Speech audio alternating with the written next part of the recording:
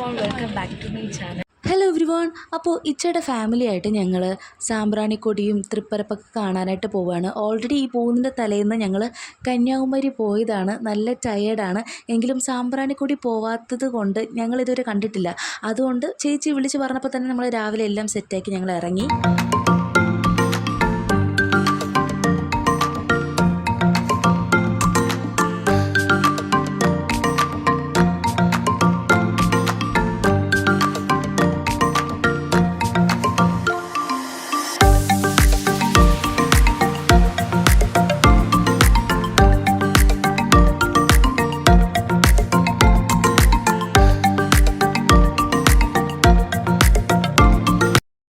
അങ്ങനെ ഇടയ്ക്ക് വെച്ച് ഞങ്ങളൊരു ഷോപ്പിൽ കയറി ജ്യൂസും സ്നാക്സൊക്കെ വാങ്ങിക്കാനായിട്ട് ഇറങ്ങിയതാണ്.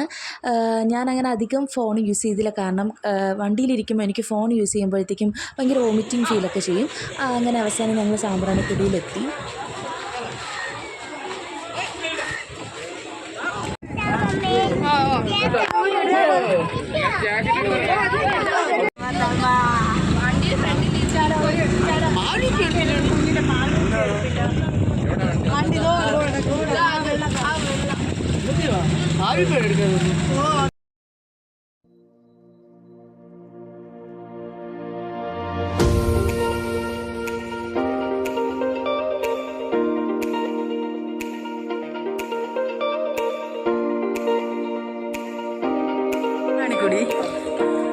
സാമ്പ്രാണിക്കൊടിയിലെത്തിയിരിക്കുകയാണ്. കണ്ടിട്ട് നല്ല പ്ലേസ് ആയിട്ടാണ് തോന്നുന്നത്. ഇനി ഇറങ്ങിയ ശേഷം ബാക്കിയുള്ളത് അറിയാം.